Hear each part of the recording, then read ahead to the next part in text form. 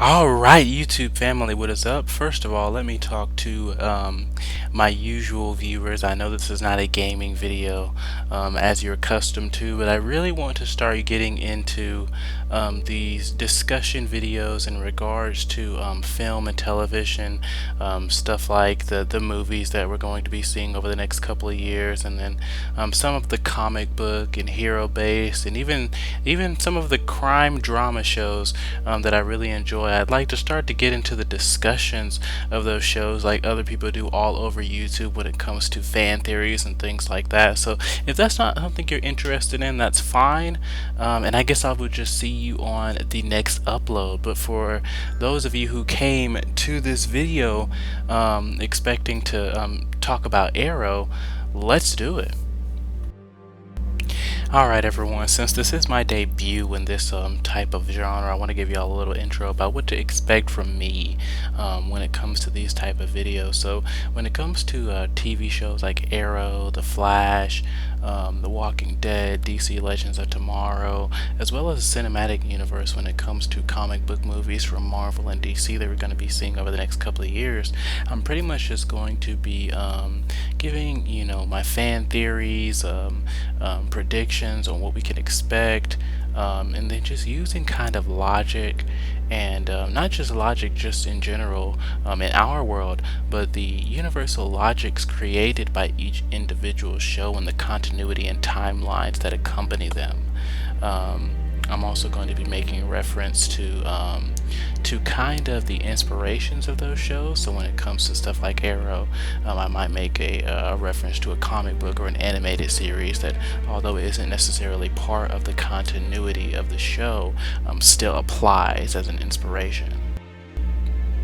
I don't know about you all, but Arrow has had a huge impact and influence on my life.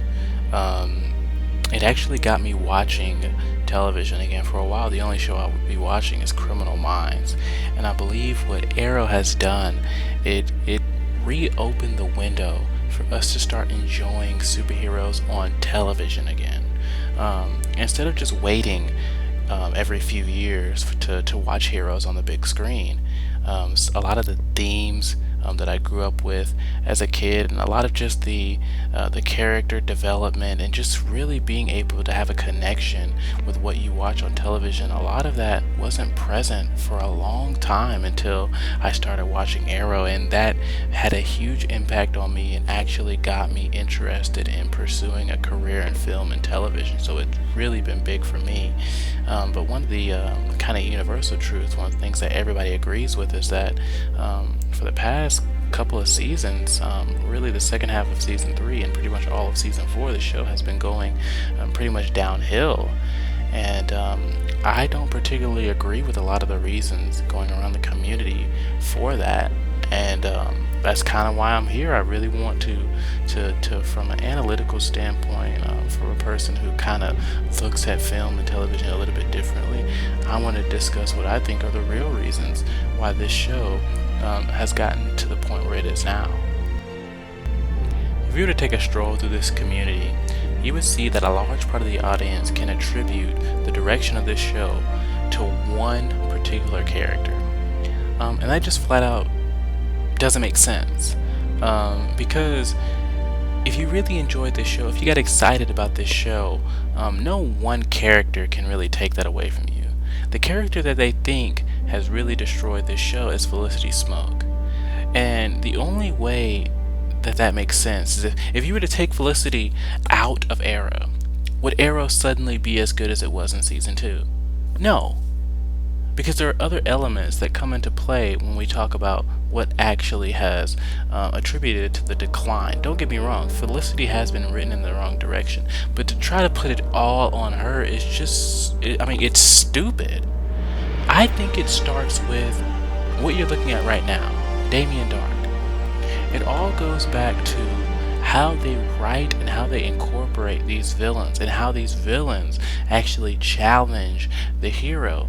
Damien Dark has done a very shitty job of challenging Oliver Queen in multiple ways. Let's talk about how Malcolm Merlyn was able to challenge Oliver.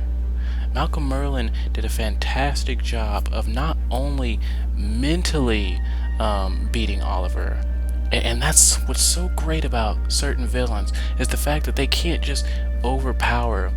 They actually have a mental edge.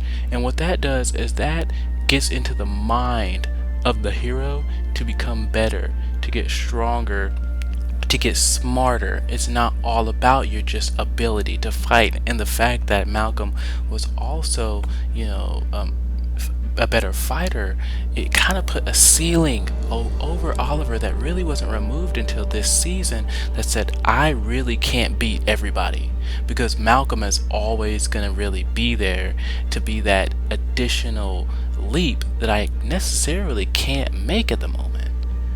And it's the same thing with Slade. Season 2 is probably the best season that we have seen of Arrow. And Slade had an elaborate plan to really take down Oliver Queen and his city. But it started mentally. It started with it attacking his heart and his mind, and it started with in the brain. And that's what I feel like is fantastic. That's what we don't get with Damien Dark, because Damien Dark is almost an idiot.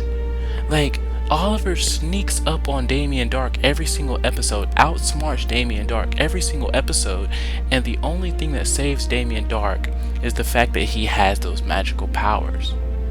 Like, it makes Damien Dark such a weak villain. The comedy that they write into Damien Dark just all around sucks to me. It doesn't speak villain, it doesn't speak fear, and it doesn't really give me the feeling that they were trying to give pre-season when they talked about him just being evil. So let's briefly talk about Ra's al Ghul, because I feel like this is really important. Because Ra's al Ghul is by no means the best character or best villain that we've seen in the series, but I've never had to once question Ra's al Ghul's intentions or his motives. When Ra's al Ghul wanted to kill Oliver, what happened? He stabbed Oliver in the chest, kicked him off the mountain. But for the rest of the season, he wanted Oliver to become Ra's al Ghul. So every bit of dialogue that you see, every scene that you saw, every screen time that involved Ra's al Ghul, he was trying to get Oliver to become him. Now, what does Damien Dark want? Does he want Oliver dead or not? Because obviously for the whole season you've been snapping people's necks in half a second. You've obviously tried in some instances to actually kill Oliver, but different circumstances led to him kind of getting away. But now all of a sudden it's like you see Oliver and you have an opportunity to clearly do your half a second neck snap, but you do things like tell your henchman to take care of him instead, when you know your henchman can't actually beat Oliver and his team. See, what has happened is they've tried to make Damien Dark such a physical threat that now you have to make up weird reasons why he's not just killing Oliver. Now, let's talk about something I think is really important. The fact that for some reason Arrow, the Arrow writing team cannot write a female character to save their life. Let's talk about the Flash for just a moment. Patty Spivot was a great character. Her temporary time on the show, I mean, she was really interesting character, and you can tell that she had a good heart and really cared for Barry. She knew he had secrets, but she was willing to give him time to overcome those secrets. Candace Patton, who plays Iris, she had her issues with the Flash, but it didn't take long for her to get her trust back with the Flash, get her trust back with her father, and even get her trust back with her mother, who abandoned her. And I think that's signs of a mature, interesting character. I got what's her name coming up? I don't know why I suddenly can't remember her name. I know her real name is Danielle Panabaker. Caitlin Snow. I mean, she's just been a solid, consistent character for the entire series. Just very, very intelligent. Always the one that we can lean on when there's some scientific explanation that we need help with. And they do a great job of showing that she's intelligent, but also willing to work as a team. But now let's talk about the female characters in Arrow. The Huntress was just not a very good character to me. I feel like she's been a powerful character in the comics. I feel like she's been a powerful character in some of the animated series that we've seen. But they leaned way too strongly on her thirst for vengeance. She didn't have any dynamic at all. It was just, I want to kill my dad because of my boyfriend. And that just sucked. Thea, she has actually gotten a lot better this season, but she was kind of stricken with this writing dynamic that they put into their characters, where for some reason the female characters, they want to know everything. They have this something inside them that for some reason, to be strong, they feel like they need to have so much control over situations. So when people aren't giving them like all the information that they want or every little detail about their lives, they get upset. Cupid just sucks. Like, to be honest, flat out, I never saw anything interesting about this character. I just didn't. She just had, she didn't have anything more than what her surface was. Just a crazy woman with an arrow that falls in love too easily with people. What they've done with Felicity that I feel like is bad, is that for some reason Felicity really has been forcing herself onto this status of a leader, or a status of power, or the status of being immovable. And I'm not sure when this started, and I'm not sure why they went this direction. She used to be a great character that we could laugh at, and I really admired her ability to be a great part and a piece of the team that was really implemental to their success. But now all of a sudden, it's like she has to have everything her way.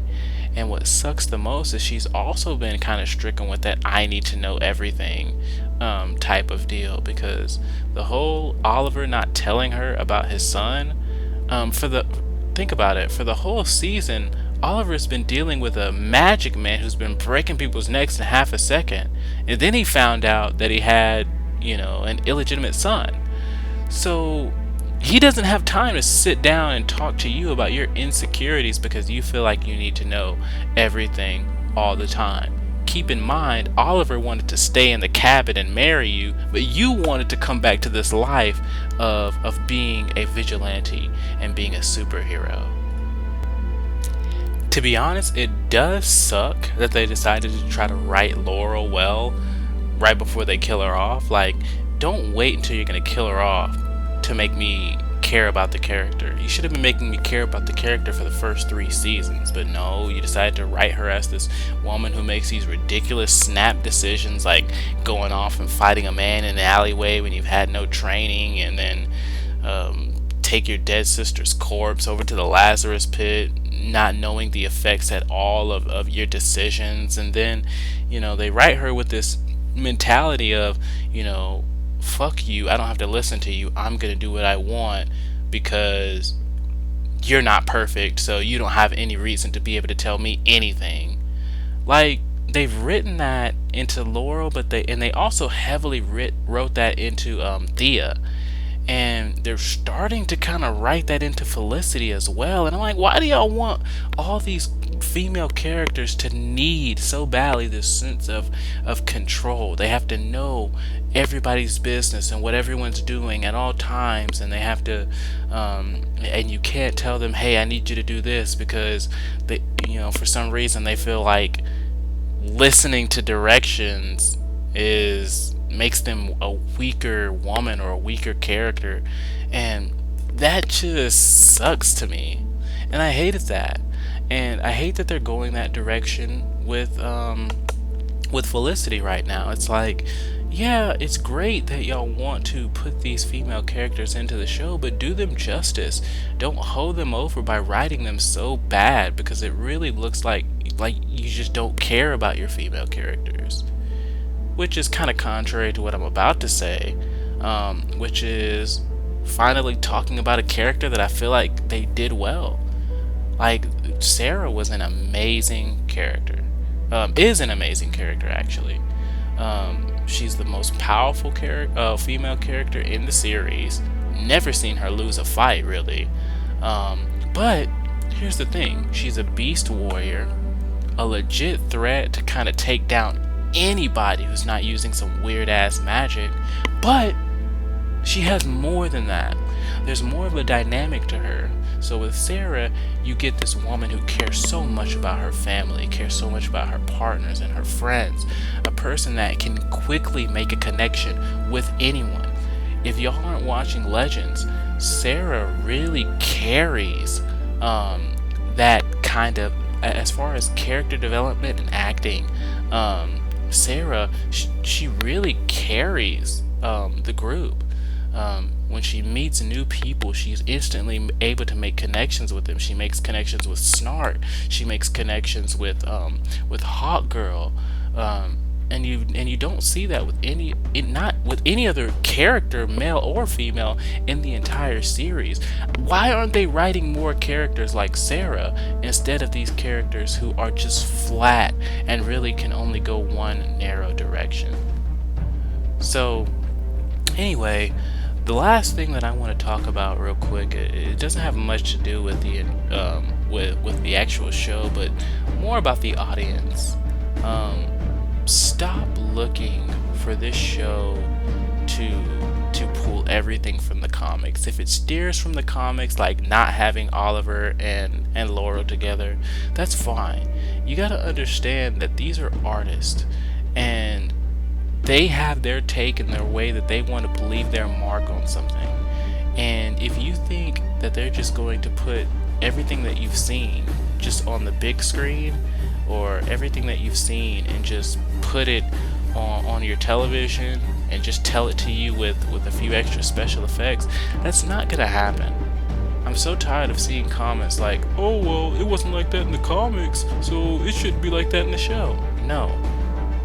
Give them the opportunity to do what they want to do. Give them the opportunity to put their artistry in it. Give them the opportunity to make something fresh, make something new. And I feel like that's what's good about this show. I feel like if they just would have went straight up with Arrow lore, I wouldn't be excited about this, because I wouldn't have gotten this beautiful Slade Wilson arc. I wouldn't have gotten this beautiful Malcolm Merlin arc. You know, we wouldn't have got some of these things if they would have just stuck to the comics. So stop it with that, and hopefully we can continue to have discussions like this in the future. This has been fun. I know it was a long video. I had a lot to cover. I've really been wanting to make a video like this for a long time, but let me know what you all think. Did I make some great points here, or do you have something else to further why you think that maybe it's just one character, or are there some things that I missed? Let me know. See you later.